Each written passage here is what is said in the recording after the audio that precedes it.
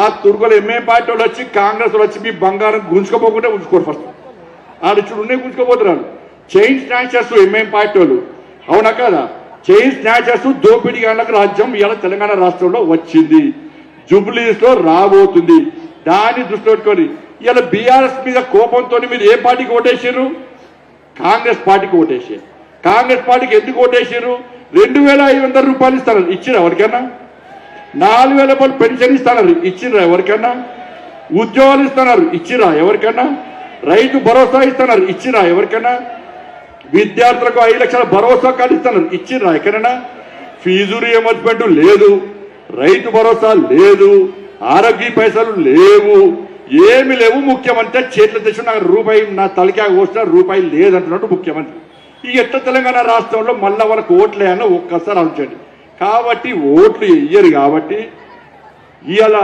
మొన్న కేసీఆర్ కొడుకు ఢిల్లీలో పోయి ఒక టీవీకి ఇంటర్వ్యూ ఇచ్చిండు బండి సంజయ్ వేస్తాడు ఊకే గుళ్ళ గురించి మాట్లాడతాడు అన్నాడు మాట్లాడదా ముత్యాలమ్మ గుడి కూడగొట్టింది ఎవడన్నా ఇల్లు కూడగొట్టిరు కదా పెద్దమ్మ గుడి కూడగొట్టిరు కదా ఇంతమంది చెప్పొచ్చిన అన్న గెలిపిరన్న దీపక్ రెడ్డి గెలిపేది గెలిచినాక పెద్దమ్మ గుడికి అయోధ్య నుంచి అర్చకులు పిలిపించి పూజ చేస్తా మళ్ళా ఏం చేస్తా తెలుసా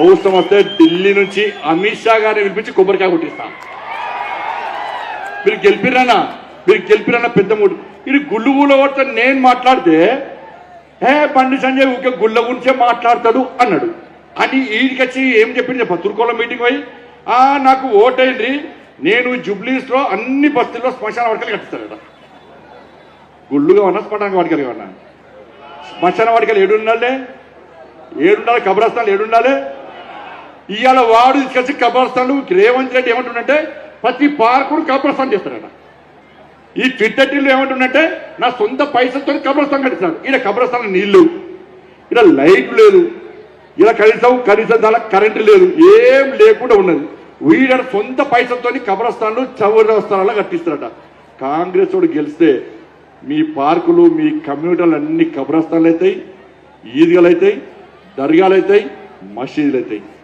వాళ్ళు గెలిస్తే మీ గల్లీలన్నీ బక్రీద్ పండుగ రోజు రక్తపు టేరులై వాడతాయి మీరు వినాయకుని ఉత్సవాలు చేసుకోరాదు దసరా ఉత్సవాలు చేసుకోరాదు హనుమాన్ జయంతి ఉత్సవాలు చేసుకోరాదు ఇలా శివాజీ జయంతి ఉత్సవాలు చేసుకోరాదు ఇలా దయచేసి ఆలోచించండి ఇలా సాక్షాత్తు రాష్ట్ర ముఖ్యమంత్రి ఇలా జూబ్లీస్ లో హిందువులు ఒక్కటి కాదు హిందువులు అవుట్ అయిపోయినరు అని చెప్పి రాష్ట్ర ముఖ్యమంత్రి స్వయంగా చెప్తుంటే ఈ జూబ్లీస్ లో ఉన్న హిందువులకు పౌరుషం ఉంటే మీలో హిందూ రక్తం ప్రవహిస్తే మీకు రేషం ఉంటే మీరు భవిష్యత్తులో నేను జూబ్లీస్ హిందువును అని చెప్పుకోవాలనుకుంటే ఈ జూబ్లీస్ లో హిందువులందరూ ఓటు బ్యాంక్ గా మారండి సిగ్గు లేకుండా ఇలా వాళ్ళు ఇలా అక్కడ ఒక్కొక్క ఓటుకు 10,000 ఇస్తున్నారన్న ఒక్కొక్క ఓటుకు 10,000 ఇలా 10,000 తురుకోలకు ఎంత ఇస్తుంది తెలుసా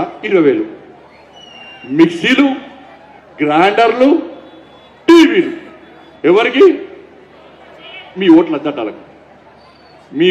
అద్దటాలకు వాళ్ళ దగ్గర నీ బాంచన్ నీ కాలు మొక్క మాకు ఓటేయండి అంటున్నారు నిన్న ఫోటో చూసిరా మీరు ఇక్కడ రేవంత్ రెడ్డి సార్ ఇక్కడ క్యాండిడేట్ ఇద్దరు టోపీలు పెట్టుకున్నారు ఇటు పక్కగా తుర్కాయ అన్నాడు ఇటు పక్కగా తుర్కాయ అన్నాడు వీళ్ళ టోపీలు లేవు వాళ్ళు వీళ్ళ చూసి ఇదేమిడ్డోరా వీళ్ళు టోపీ పెట్టాల్సిన టోపీ పెట్టలే టోపీ పెట్టినాడు టోపీ పెట్టాడు మరి సిగ్గుంటే ఏం చేయాలి ఈ పక్కన బొట్టు పెట్టాలి పెట్టిండా ఓవైసీ సెంటర్ బొట్టు పెట్టమని చెప్పు అక్బరుద్దీన్ వచ్చి బొట్టు పెట్టమని చెప్పు వాళ్ళు అంటారు సిగ్గు లేకుండా వాళ్ళు అంటే వాళ్ళకి తెలుసా వీళ్ళు బట్టెబాజీ తెలుసా వాళ్ళకి ఈ ఎన్నికలు రాగానే మసల పండి తిరిగి కింద పండి నేను మా నమాజ్ చేస్తూనే ఉంటారు ఇఫ్తార్ విందులు ఇస్తూనే ఉంటారు వీళ్ళంతా ఫాల్తు కావాలని తెలుసా వాళ్ళకి నేనంటున్నా రేవంత్ రెడ్డి సార్ ఇటు పక్కన తురుకోలం పెట్టి మౌలానాలు పెట్టి నువ్వు ప్రచారం చేస్తున్నావు కదా మరి నా స్వామీజీలను పెట్టి ఎందుకు ప్రచారం చేస్తలేవన్నా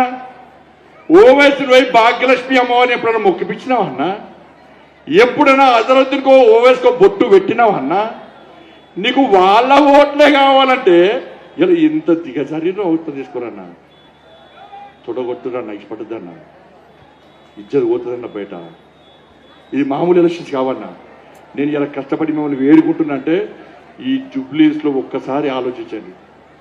ముస్లిం అంటేనే కాంగ్రెస్, కాంగ్రెస్ అంటేనే ముస్లిం అంటే ఈ 3 లక్షల ఓట్లు వద్దట, ఆ 1,00,000 ఓట్లతోనే గెలవాలట. ఇప్పుడు రాంగా పోతున్న పచ్చ జెండాలు 3 రంగుల జెండాలు పోతున్నాయి. ఈ జుబ్లీస్ లో కాసేపు జెండా ఎగరాలన్నా, ఇవాళ పచ్చ జెండా ఎగరాలన్నా ఒక్కసారి ఆలోచించండి. ఈయన జుబ్లీస్ లో కాంగ్రెస్ పార్టీ గెలిస్తే ఎంఏ పార్టీ గెలిచినట్టే. ఎంఏ పార్టీ గెలిస్తే ఇవాళ మీ బతుకులు మొత్తం బర్బాద్ అవుతాయి. అరే అడిగేది మనమన్నా, కొట్లాడేది మనమన్నా. తెలంగాణ రాష్ట్రంలో కాదు దేశంలో ఎంఏ పార్టీని లేకుండా చెయ్యాలనేది మనం. ఏం జరుగుతుందన్న తెలంగాణ రాష్ట్రంలో ముఖ్యమంత్రి, హోమ్ మినిస్టర్ అరే పోలీసు వాళ్ళని చంపుతున్నా. నిజామాబాద్ లో కానిస్టేబుల్ ప్రమోద్ చంపింది రియాజ్. మాదాపూర్ లో చైతన్య డీసీపీ మీద హత్యా ప్రయత్నం చేసింది అన్సారీ. ఇవాళ హైదరాబాద్ లో భాగ్యనగర్ లో ఇలా సోను అనే గో రక్షకు మీద కాల్పులు జరిపింది ఇబ్రహీం. కరీంనగర్ లో మైనర్ బాలికల మీద అత్యాచారం చేసింది యాకూబ్. ఎక్కడన్నా శ్రీనివాసో రమేషో అదే ఉన్నారా అన్న? ఏం జరుగుతుందన్న తెలంగాణ రాష్ట్రంలో? ఏం జరుగుతుందన్న తెలంగాణ రాష్ట్రంలో? ఇవాళ వాళ్ళ రాజ్యం వస్తే రాకముందే ఇట్లా చేస్తే, వాళ్ళ జుబ్లీస్ లో గెలిస్తే మేము ఎంఏ పార్టీ వల్లనే తురుకోల ఓట్ల వల్లనే గెలిచామంటే ఈ జుబ్లీస్ లో బొట్టు పెట్టుకొని రోడ్ల మీద తిరగలేరు, గాజులు వేసుకొని రోడ్ల మీద తిరగలేరు. ఏ హిందూ కూడా ఇలా బయట తిరగలేని పరిస్థితి ఉన్న విషయాన్ని ఒక్కసారి గుర్తుంచుకోండి. రాష్ట్ర ముఖ్యమంత్రి పాకిస్తాన్ మనం బెదిరించినట. నాకు డౌట్ వస్తుందన్న వీళ్ళ మీద.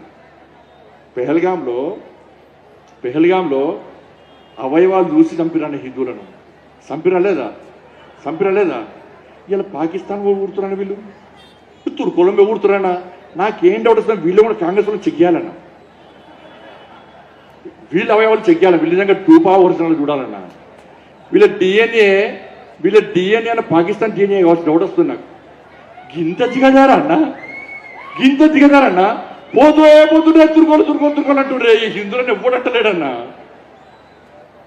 ఇది లోకల్ గా జుబ్లీకు సంబంధించిన ఎన్నికలు కావన్నా. నేను మళ్ళీ చెప్తున్నా,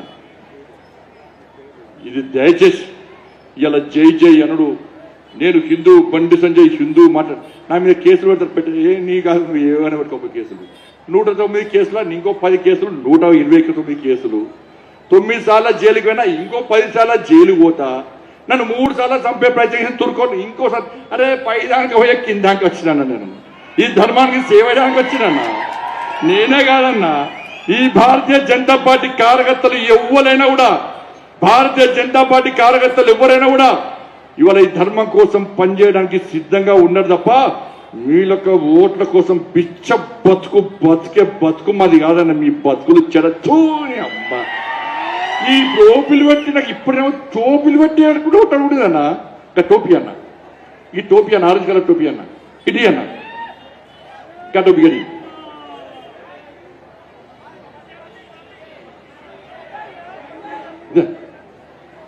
టోపీ అన్న.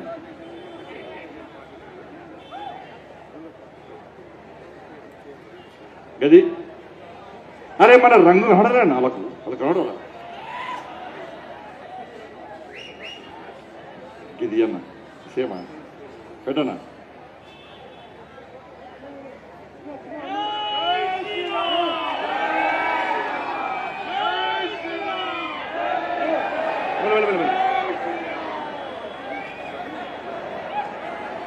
అన్న ఈ టోపీ అన్నా, ఆ టోపీ అన్నా,